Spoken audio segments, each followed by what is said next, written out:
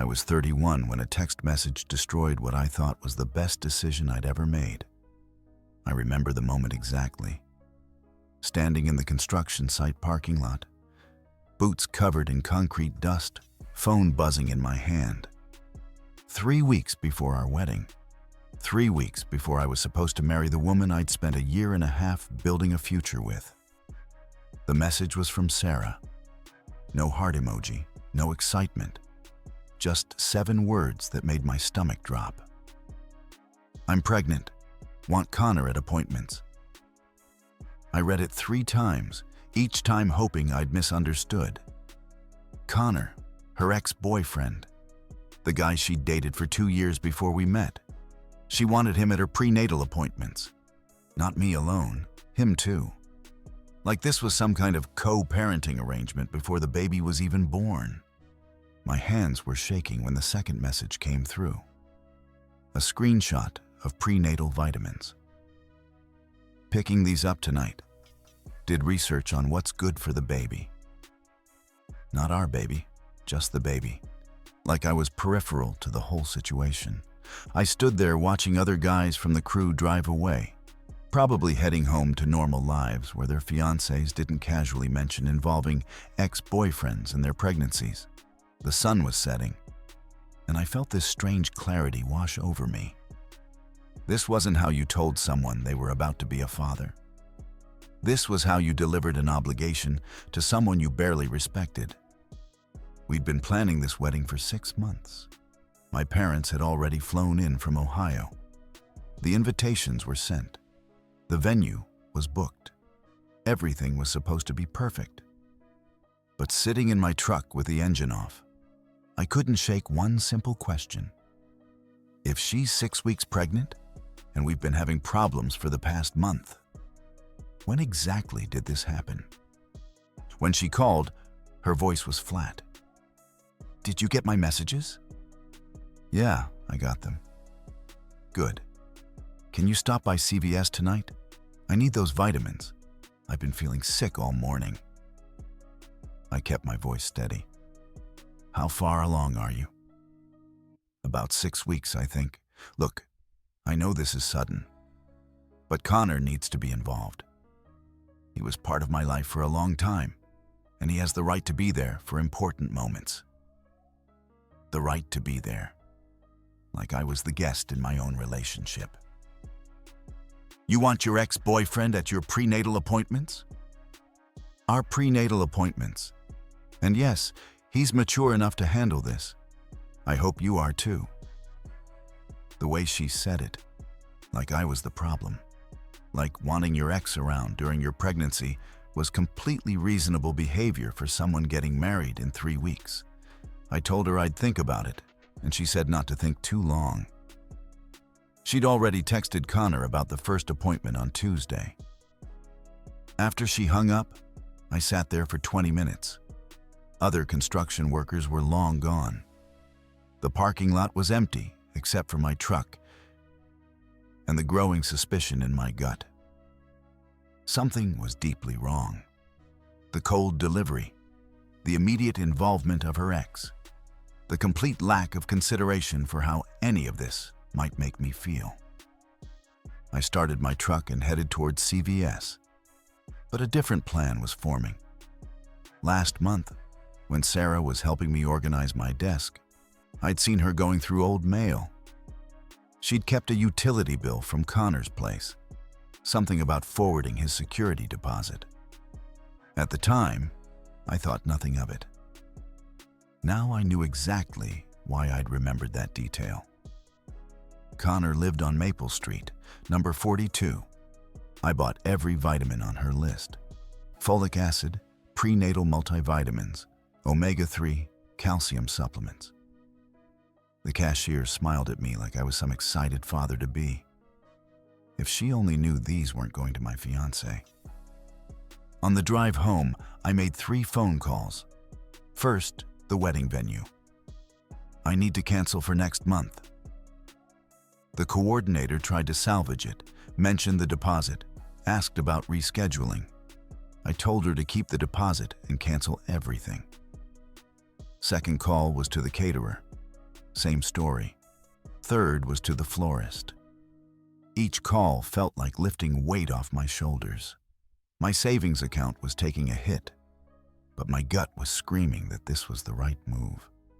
I pulled into my driveway and just sat there. My house, my mortgage, my life. And tomorrow, I was going to find out if the woman I was supposed to marry in 3 weeks was carrying another man's child. That night, I made a list of everything that needed to be canceled. DJ, photographer, honeymoon flights, rehearsal dinner reservation. It was like dismantling my entire future, one vendor at a time. When Sarah texted asking if I got the vitamins, I told her we needed to talk about the wedding plans tomorrow. She said, yeah, the pregnancy changed some things. Like that was the biggest issue. I woke up early Saturday morning. Showered, coffee, clean shirt. I wanted to look presentable for this visit, professional even. I grabbed the vitamin bag and headed out. Maple Street was a nice neighborhood. Older homes, well-maintained yards, the kind of place where people actually knew their neighbors.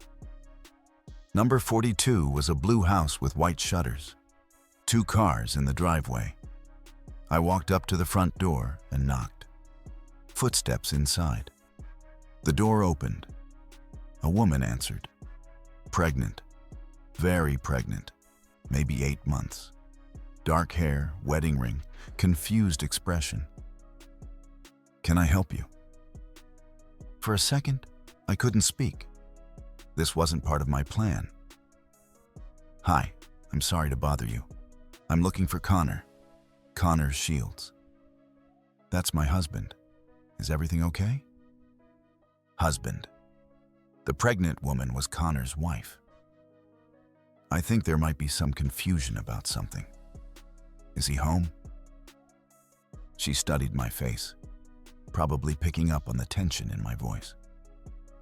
Connor, she called over her shoulder. Someone's here to see you. Heavy footsteps.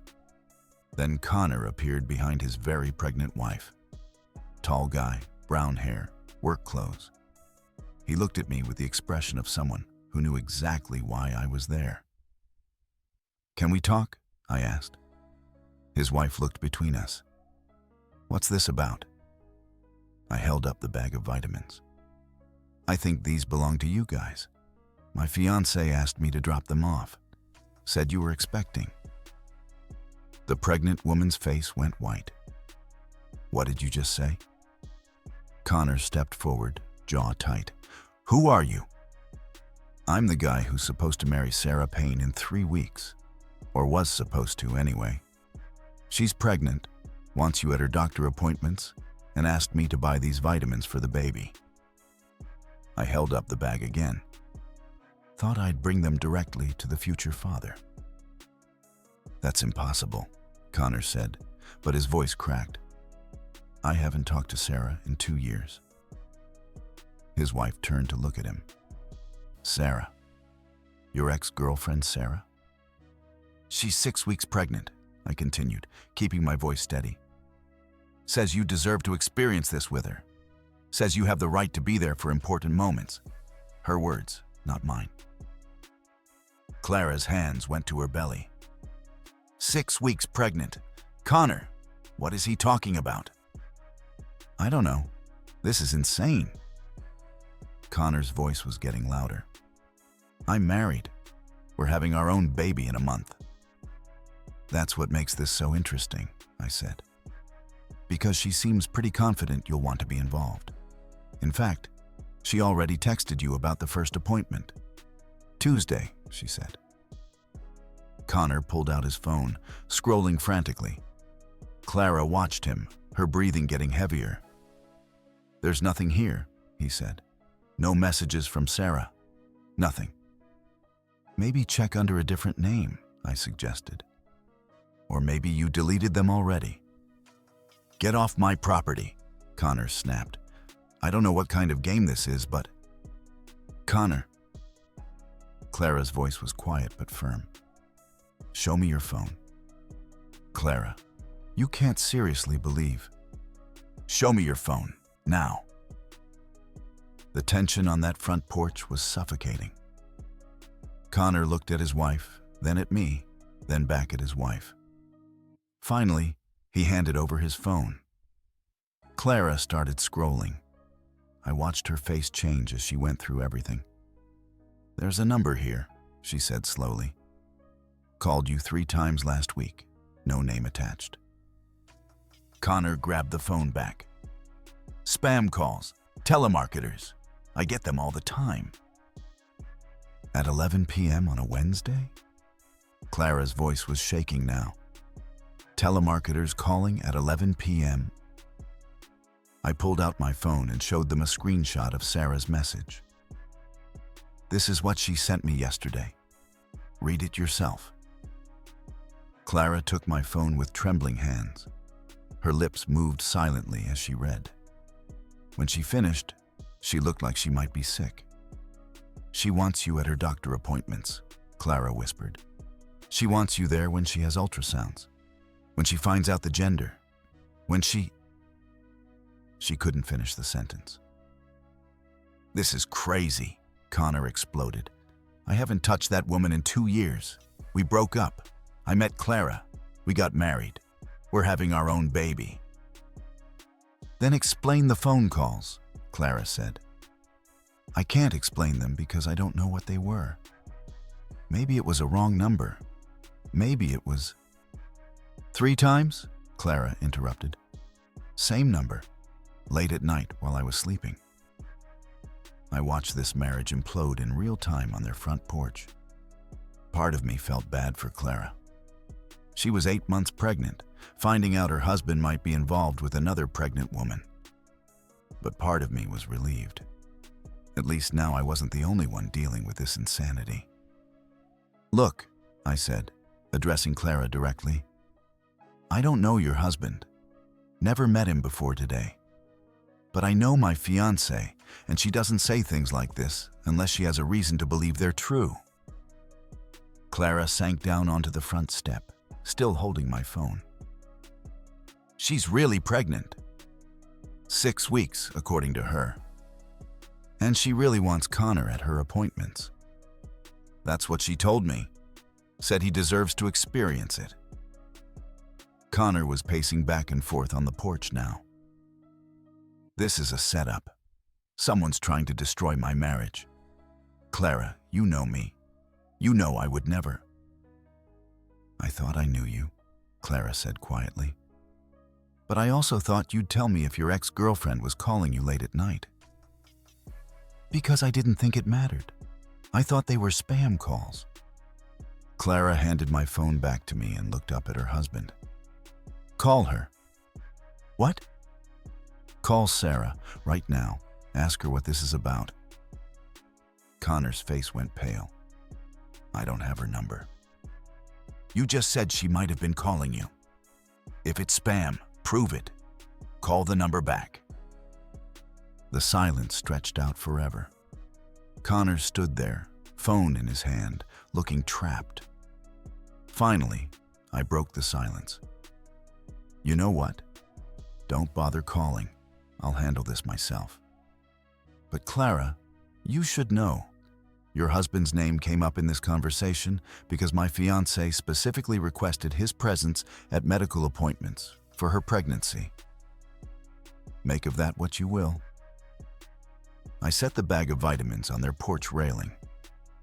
Consider these a gift, from one expectant father to another, or fathers, as the case may be. As I walked back to my truck, I could hear them arguing behind me. Clara's voice was getting higher, Connor's more defensive. By the time I reached my truck, she was crying and he was shouting. I drove home knowing one thing for certain. This situation was bigger than just my canceled wedding. I'd just blown up someone else's marriage too. But if Connor was innocent, why hadn't he called that number back? 2 hours later, my phone was ringing non-stop. First Sarah, then her mother, then Sarah again. I let them all go to voicemail while I sat in my kitchen drinking coffee and thinking about the look on Clara's face when she'd read that text message. When I finally answered, Sarah was practically screaming. "What the hell did you just do? Connor's wife called me crying and yelling. She's threatening to come to my apartment." "I delivered your vitamins," I said calmly. "Like you asked. I asked you to pick them up for me, not drive to his house and destroy his marriage." Funny thing about that. Turns out he's married to a woman who's 8 months pregnant. Did you know that when you decided you wanted him at your doctor appointments? Silence on the other end. "Did you know that, Sarah?" "That's not relevant." "Not relevant? You want a married man whose wife is about to give birth to attend your prenatal appointments, and you think that's not relevant? His marriage isn't my problem. We have history. He has a right to be involved if it's his." Another long silence. "So you're not sure if I'm the father?" "Of course you're the father. I just think Connor should be there for support. He was important to me for a long time."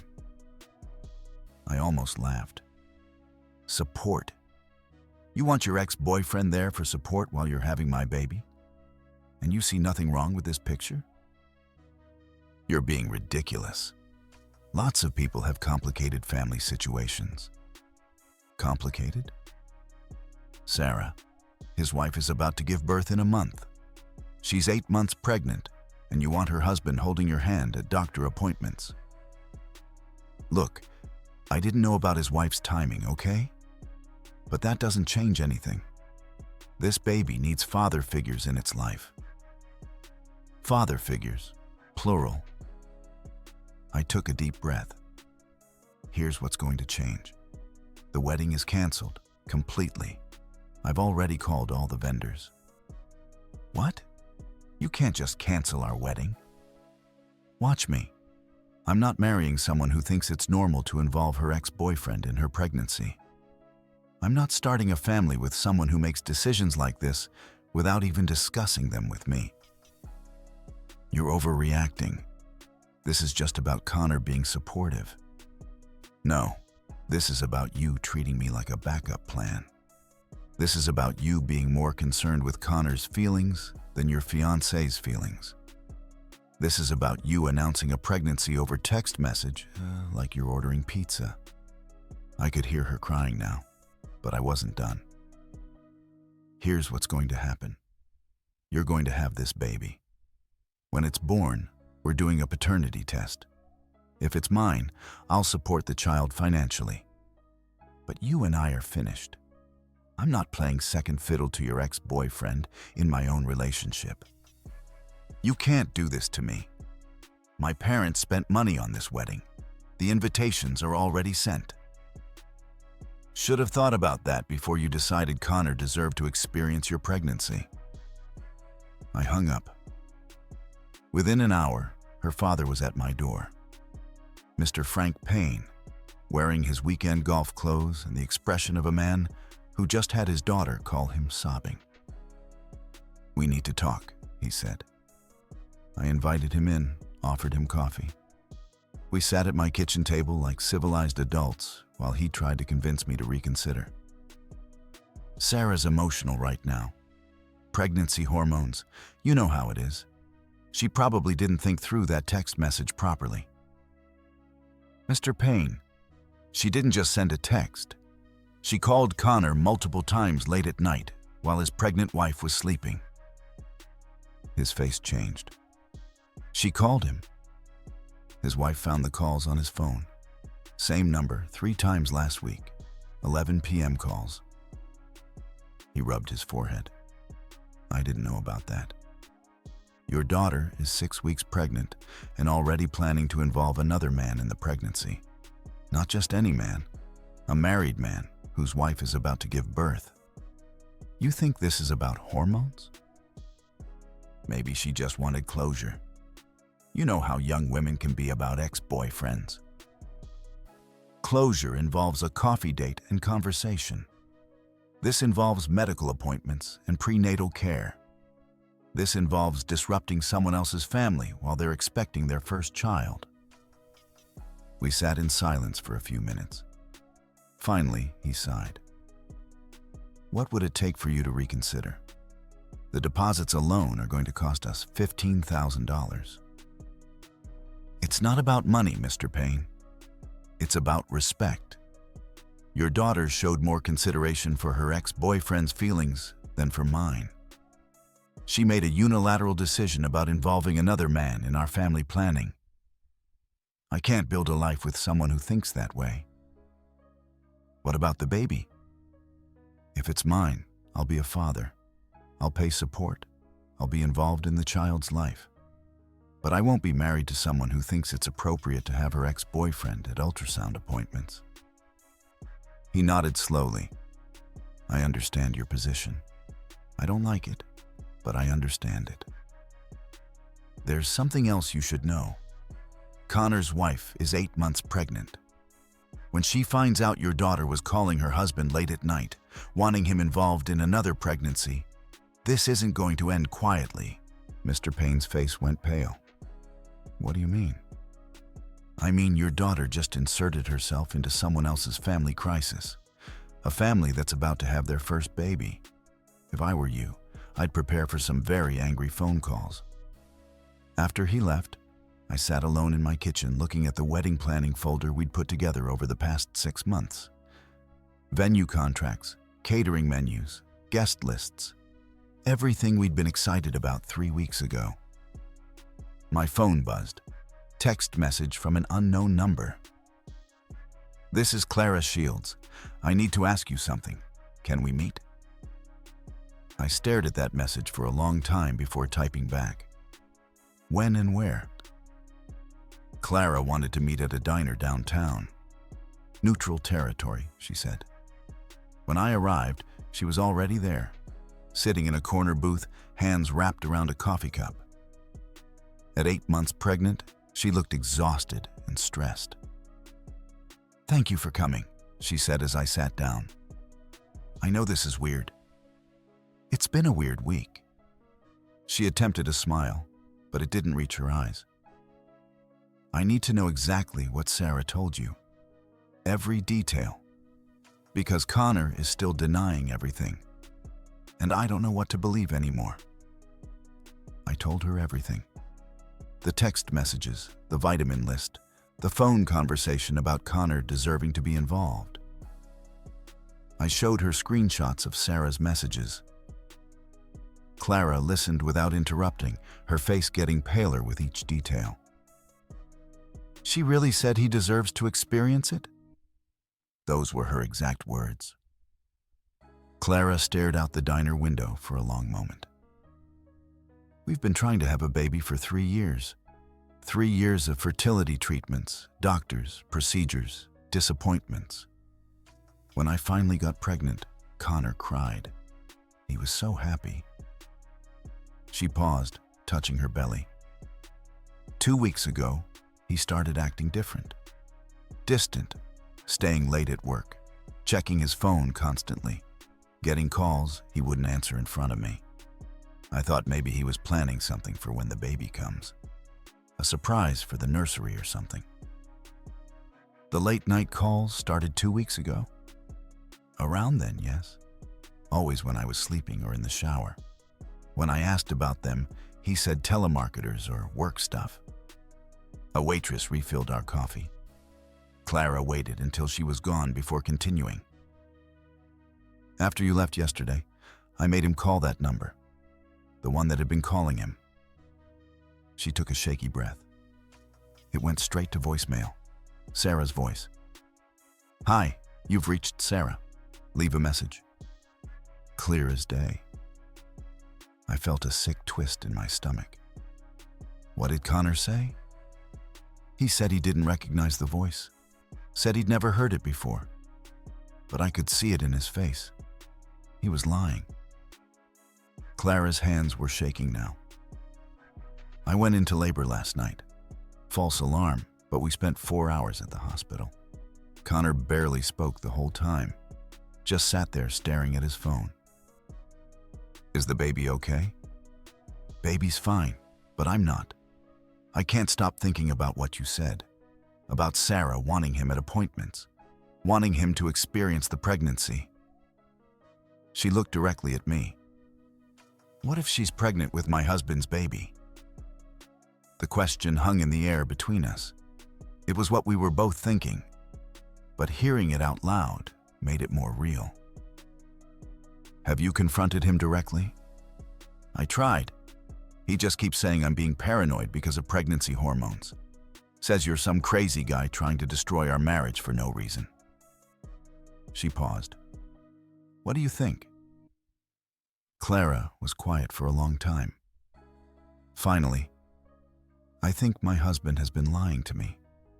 I think he's been in contact with his ex-girlfriend. And I think there's a good chance I'm about to give birth while he's dealing with another woman's pregnancy. My phone buzzed. Text from Sarah. We need to talk. I have something to tell you. I showed Clara the message. She wants to talk. About what?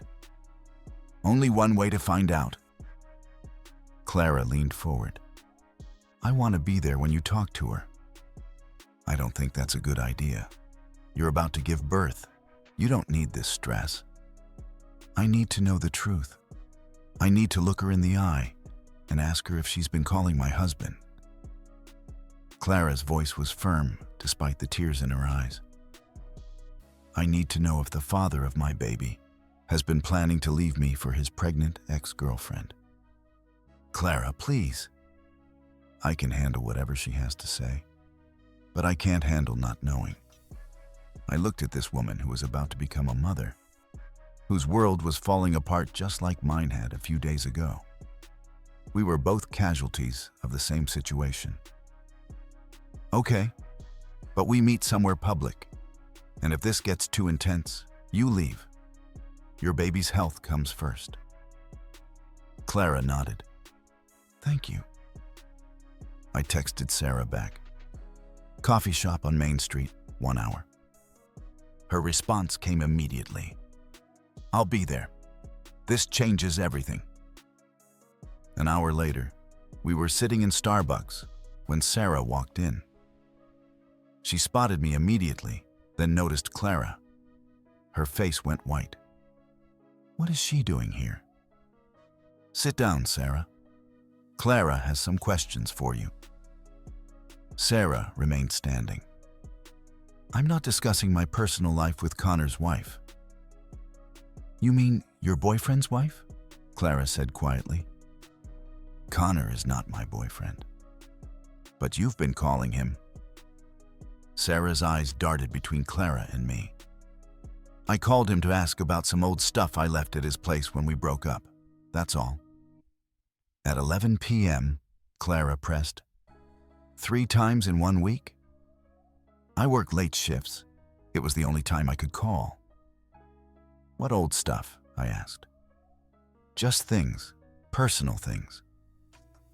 Clara stood up slowly, her pregnant belly making the movement awkward. I'm 8 months pregnant. In a few weeks, I'm going to give birth to my first child. If my husband is the father of your baby, I need to know now. Sarah looked trapped. I don't owe you any explanations. No, I said. But you owe me one. Because I'm supposed to be marrying you in 2 weeks, and you've been calling another man late at night while planning to involve him in your pregnancy. Sarah sat down finally, looking defeated. Fine. Yes, I've been calling Connor. But not for the reason you think. Then what reason? Clara demanded. Sarah took a deep breath. I wanted to tell him I was pregnant before he heard it from someone else. I thought he deserved to know. Why would Connor need to know you're pregnant unless... Clara couldn't finish the sentence. Unless he might be the father, I finished for her. Tiffany's silence was all the answer we needed. 3 months later, Clara gave birth to a healthy baby boy. Connor was there, holding her hand, crying with relief when the doctor confirmed what we all suspected. The baby was definitely his. Their marriage survived, barely, but it survived. 2 months after that, Sarah had her baby. A girl, and she was absolutely convinced she was about to humiliate me on national television. "I want to do this publicly," she told me over the phone. "I want everyone to see that you abandoned your pregnant fiancé based on paranoid suspicions." "Sarah, we can do the paternity test privately. There's no need to—" "No, you embarrassed me. You canceled our wedding, turned my parents against me, made me look like some kind of cheater. I want vindication." That's how we all ended up on Who's Your Daddy? One of those daytime talk shows that specializes in paternity reveals and family drama. The producers were thrilled. A love triangle involving 2 pregnant women, canceled weddings, and accusations of infidelity. Pure television gold. The green room was awkward beyond words. Me in one corner, Sarah in another, holding her baby. Connor and Clara with their 2-month-old son across the room. The tension was so thick, you could cut it with a knife. "I can't believe we're doing this," Clara muttered to Connor. "She insisted," I said. "Sarah wanted the whole world to see her moment of triumph." Sarah overheard. "When those results come back, you're going to apologize to me on national television. You're going to admit you were wrong about everything." "And if I'm not the father?" She laughed. "You are. Connor and I haven't been together since before I met you. This baby is yours, and everyone's going to know it." The show's host, Jeremy Copeland, was exactly what you'd expect. Slick suit, practiced concern, ready to milk every drop of drama from our situation. The audience was already worked up by the time we walked onto the stage. "Ladies and gentlemen, we have a situation that's torn apart not 1, but 2 families," Jeremy announced. "Sarah says her ex-fiancé abandoned her when she revealed she wanted her ex-boyfriend present during her pregnancy. But there's a twist. The ex-boyfriend is married with a newborn of his own." The audience gasped and murmured. This was better than soap opera material. Jeremy turned to me first. "So you canceled your wedding because your fiancée wanted her ex at doctor appointments?" "I canceled because she was more concerned with another man's feelings than with mine. She announced her pregnancy over text message, then immediately involved someone else without discussing it with me." "But Sarah says you're definitely the father. Are you prepared to accept responsibility if these tests prove that?" "If I'm the father, I'll absolutely take responsibility. But I won't marry someone who thinks it's appropriate to involve her ex-boyfriend in our family planning." Jeremy turned to Sarah. "Sarah, you seem very confident about these results." "I am confident. Connor and I broke up 2 years ago. We haven't been intimate since then. This baby has to be his." She pointed at me. "But you did call Connor multiple times during your pregnancy to tell him about the situation." "I thought he deserved to know what was happening." "Connor. Why would you need to know about your ex-girlfriend's pregnancy unless you thought you might be the father?" Connor looked miserable. I didn't think that. I was confused about why she was calling. I should have told my wife immediately. Clara, holding their baby, looked like she wanted to be anywhere else. "This has been a nightmare for our family. We just want to know the truth so we can move on." Jeremy held up the envelope. "Well, the truth is right here. We tested Sarah's baby against both potential fathers." The audience was dead silent. "The results for the first test." Jeremy paused dramatically. "You are not the father." He was looking at me. The audience erupted. Sarah's face went white. "What? That's impossible." Jeremy held up his hand. "But wait, there's more. Connor, You also took a test. Connor squeezed Clara's hand. Connor, you are also not the father. The silence that followed was deafening. Then the audience exploded into chaos. Sarah started crying. Connor looked stunned. Clara hugged their baby closer. Wait, what? Sarah stood up. That can't be right. If neither of them is the father, then who? She trailed off, realization dawning on her face. Jeremy leaned forward. Sarah, is there someone else who could be the father? Sarah was crying harder now. There was, but that was just one time. It didn't mean anything. The audience was going wild. Jeremy was eating this up. So you were involved with a third man during this time period? It was just once, right after Connor and I talked about getting back together, but it didn't work out. So I started dating him instead. She pointed at me again. Wait, I said, standing up. You and Connor talked about getting back together? When? Last year, before I met you. We had dinner a few times, talked about trying again. But then Connor said he was serious about Clara. Connor's face had gone red. Clara was staring at him. You had dinner with your ex-girlfriend while we were engaged? Clara. Connor's voice was barely a whisper. It was just to get closure.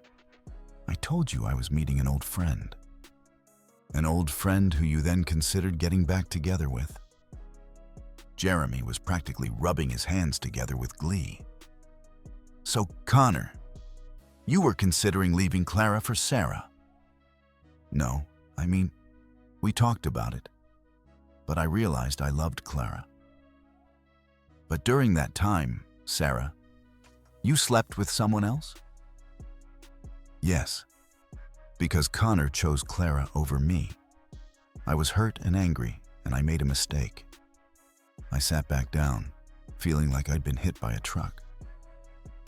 So the baby isn't mine, isn't Connor's, and you've been lying to everyone for months about who the father could be. Sarah was sobbing now. I thought if it was yours, we could be a family. If it was Connor's, maybe he'd leave Clara. I didn't want to believe it could be. Could be who? Jeremy pressed. Some guy I met at a bar. I don't even remember his last name. The audience was in complete uproar. Jeremy finally called for security to escort Sarah off stage as she broke down completely. Afterward, in the parking lot, Connor and Clara approached me. I'm sorry, Connor said. I should have told you about those dinners when you first came to my house. And I'm sorry your wedding got canceled because of all this, Clara added. None of us deserve to get caught up in her lies.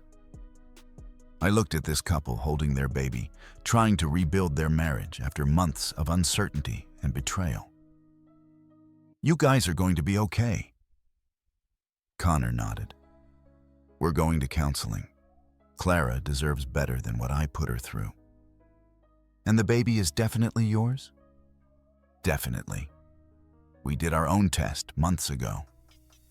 As I drove home, I thought about how differently things could have gone. I could be married to Sarah right now, raising another man's child, never knowing the truth. Instead, I was single. My savings account was lighter, but I was free. My phone buzzed with a text from an unknown number. Saw you on TV today. Want to get coffee sometime? You seem like one of the good ones. Sadie. I looked at that message for a long time before responding. Coffee sounds good. But just to be clear, no ex-boyfriends at prenatal appointments. Deal? Deal, came the immediate reply. I promise to announce any pregnancies in person, not over text. I laughed for the first time in months. Maybe there were still women out there who understood how relationships were supposed to work. 6 months later, I married Sadie in a small ceremony with just family and close friends. No drama, no ex-boyfriends, no last-minute surprises. As for Sarah, last I heard she was still trying to track down the father of her daughter. Some battles just aren't worth fighting. Our story has come to an end. If you've made it this far, how about subscribing to our channel? It helps us immensely. I've selected 2 other videos for you that I'm sure you'll enjoy. Feel free to click on them. I'll be waiting for you in the next story. See you soon.